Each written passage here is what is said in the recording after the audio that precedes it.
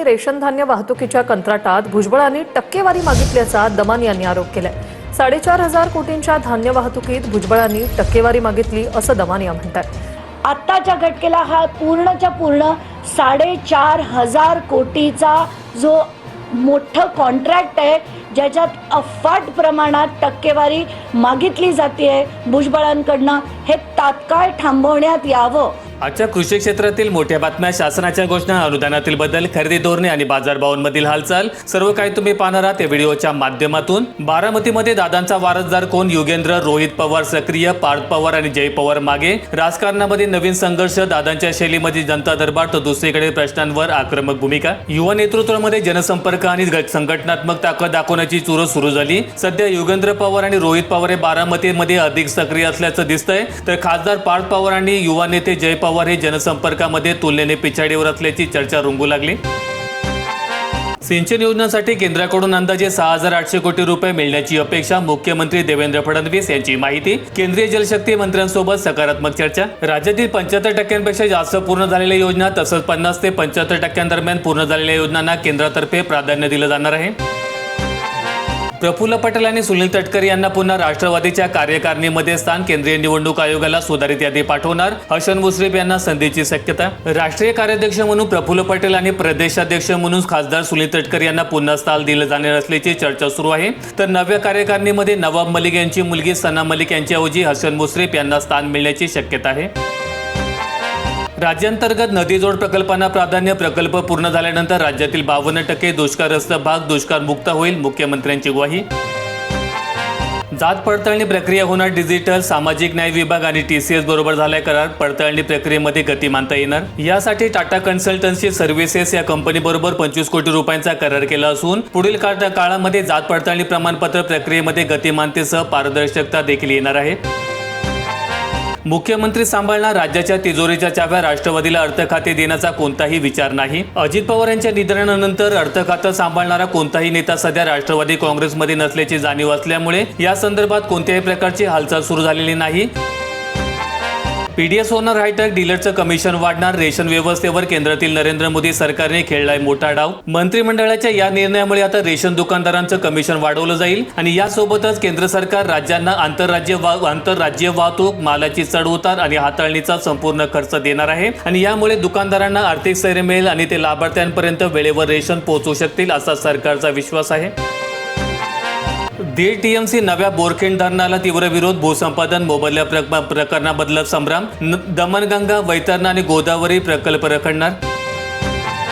भीमाशंकर मंदिर 31 मे रोजी खुले होणार, अपूर्ण विकास कामे संत गतीने, मुदतीबाबत भाविकांमध्ये संभ्रम। सध्या सुरू असलेल्या अपूर्ण कामांचा वेग पाहता मंदिर नियोजित तारखेला खुले होणार का, याबाबत प्रश्नचिन्ह निर्माण झालंय।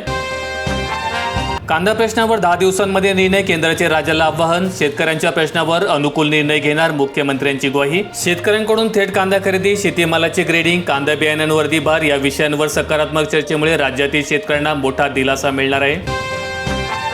खरीपाच्या तोंडावर रासायनिक खतांच्या दरामध्ये 25% वाढ, शेतकरी संकटात, शेतकऱ्यांचं आर्थिक बजेट कोलमडलंय, बियाण्यांचा दर्जा खालवल्यामुळे चिंता वाढली, नव्या वाहनाचा शोध सुरू। 200 रुपयांपासून ते 350 रुपयांपर्यंत जवळपास प्रत्येक प्रकारच्या खतामागे वाढ झाली, त्यामुळे शेतकऱ्यांचं आर्थिक गणित कोलमडलंय।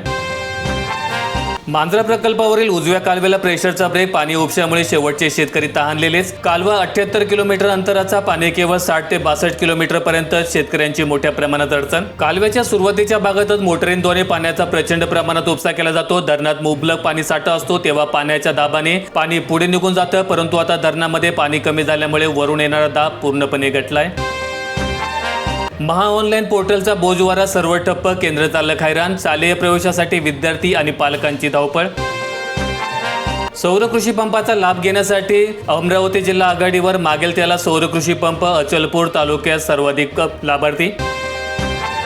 19 कोटींचा प्रीमियम घेतला, 407 कोटींची भरपाई कुठे अडली, बाधा सर्कललाच विमा, औसा तालुक्यातील लाभगर शेतकरी मात्र वाऱ्यावर। शेतकऱ्यांनी स्वतःच्या खिशातून 8 कोटी 14 लाख रुपयांचा प्रीमियम भरला, त्यात केंद्र आणि राज्य शासनाने प्रत्येकी 5 कोटी 75 लाख रुपयांचा हिस्सा जमा केलाय, म्हणजेच एकूण 19 कोटी 64 लाख रुपये विमा कंपनीच्या खात्यात जमा झालेत। एवढा प्रीमियम गोळा करूनही नुकसान भरपाई देताना 7 मंडळातील शेतकऱ्यांवर अन्याय का, असा प्रश्न शेतकरी उपस्थित करतायत।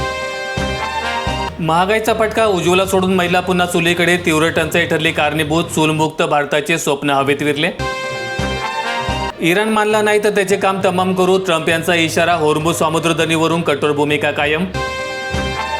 आयात प्रेमाने खरीप हंगामाआधीच घेतला सोयाबीन दरवाढीचा बळी, खाद्यतेल दर नियंत्रण धोरण, सोयाबीनची आयात 6 लाख टनांवर पोहोचणार. सरकारने गेल्या हंगामामध्ये शेतकऱ्यांना बाजारातील तेजीचा फायदा मिळू दिला नाही. मार्चपासून सोयाबीनचे दर वाढायला सुरुवात झाली होताच सरकारने पुन्हा आफ्रिकन देशांमधून 1 लाख टन सोयाबीन आयातीला परवानगी दिली आहे. बांधकाम मजुरांच्या कल्याणकारी योजनेमध्ये बोगस लाभार्थ्यांचा सुळसुळाट, ग्रामीण भागामध्ये फसवणुकीचा धंदा तेजीत. 1200 रुपयात बनावट शिक्के, 600 रुपयांमध्ये 90 दिवस काम प्रमाणपत्र. कामगार रोज योजनेमध्ये मोठ्या प्रमाणामध्ये गैरप्रकार उघडकीस. देशभरातील 20 राज्यांमध्ये वादळ पावसाचा इशारा, पश्चिमी विक्षोभ सक्रिय. उत्तर भारतामध्ये तापमान घटण्याची शक्यता, नवतापाच्या उष्णतेने नागरिक हैराण झाले.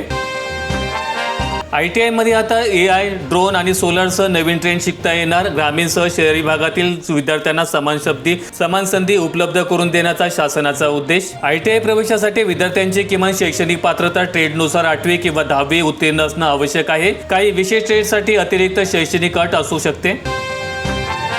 उशिरा पाऊस पडल्यास पाणी कपातीचे संकट, खडकवासला साखळीमध्ये 23.40% साठा. शेतीचे पाणी जून महिन्यामध्ये बंद होण्याची शक्यता. धरण साखळीतील 4 धरणांपैकी टेमघर धरण कोरडं ठणठणीत पडले, त्यामुळे पानशेत आणि वरसगाव धरणामधील पाण्यावर पिण्याचा आणि शेतीचा पाणी पुरवठा सुरू आहे.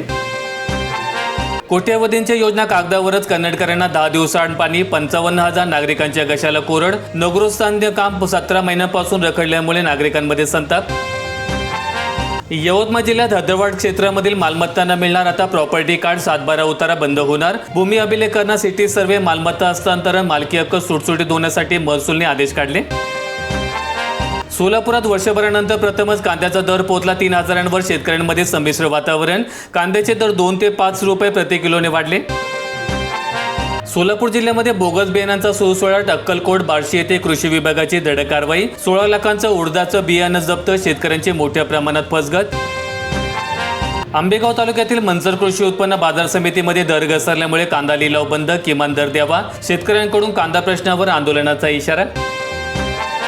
नवतपात पारा चढला, नुसता जाळ. शहराचं तापमान 45.7 अंश सेल्सिअसमध्ये. नागपूर जिल्ह्यामध्ये पुढील 4 दिवस उष्ण वारे वाहणार.